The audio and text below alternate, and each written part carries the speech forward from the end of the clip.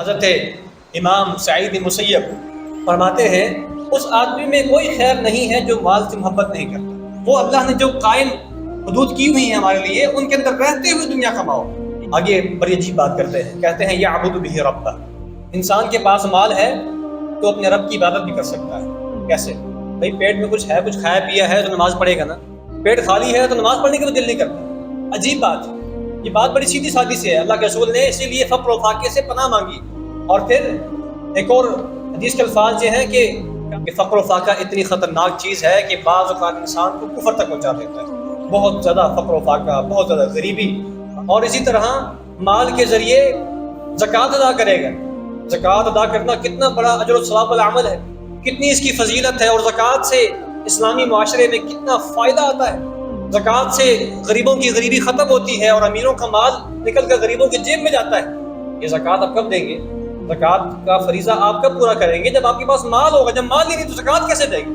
اسی طرح آپ یہ دیکھیں کہ حج جیسا عمل، عمرہ جیسا عمل، اگر آپ کے پاس مال نہیں ہے تو آپ نہیں کر سکتے۔ مال ہے تبھی آپ جائیں گے عمرہ کرنے کے لیے، مال ہے تبھی آپ جائیں گے حج کرنے کے لیے۔ آج کل حج جو ہو رہا ہے وہ تقریباً 12-13 لاکھ روپے کا سرکاری حج ہو رہا ہے۔ کھانے پینے کے اخراجات اس کے علاوہ ہیں، دیگر معاملات اس کے علاوہ ہیں، تب جا کے وہ حج کر سکتا ہے۔ اور حج کتنا بڑا عمل ہے، اس جیسا بڑا عمل کوئی ہے؟ اس کے بارے میں اللہ کے رسول نے فرمایا کہ حج انسان کی زندگی کے پچھلے سارے گناہوں کو معاف کروا دیتا ہے، اور حج کر کے لوٹنے والا حاجی ایسے ہوتا ہے جیسے ابھی ابھی ماں کی پیٹ سے پیدا ہوا ہے۔ اتنا بڑا عمل، لیکن اس کے لیے بھی کیا ہے؟ مال ضروری ہے۔ حج فرض اس پہ ہوتا ہے جس کے پاس مال ہوتا ہے۔ حج کے لیے استطاعت ضروری ہے، اور استطاعت کس چیز کا نام ہے؟ کہتے ہیں یعبد بہ ربہ، مال کے ذریعے انسان اپنے رب کی عبادت کرتا ہے، لوگوں پہ غریبوں پہ خرچ کرتا ہے، مساجد بنائے گا، مدارس بنائے گا، ہسپتال بنائے گا، عام جو فلاح کی کام ہے وہ کرے گا، بیواؤں پہ خرچ کرے گا، یتیموں پہ خرچ کرے گا۔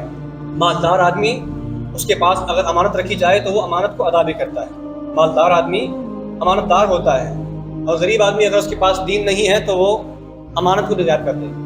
وَيَصُونُ بِهِ نَفْسَهُ، اور مالدار آدمی جس کے پاس اللہ نے مال دیا ہوا ہے، وہ اپنے آپ کو اپنے مال کے ذریعے سے بہت ساری مشکلات سے بچا بھی لیتا ہے، بہت سارے مسائل سے اپنے آپ کو بچا بھی لیتا ہے، اور مخلوق سے بے نیاز بھی ہو جاتا ہے۔ جس کے اپنے جیب میں پیسے موجود ہیں، اس کو کسی کی طرف دیکھنے کی ضرورت ہی نہیں ہے، کسی سے مانگنے کی ضرورت ہی نہیں ہے، نہ اس کو کسی طرف ہاتھ پھیلانے کی ضرورت ہے۔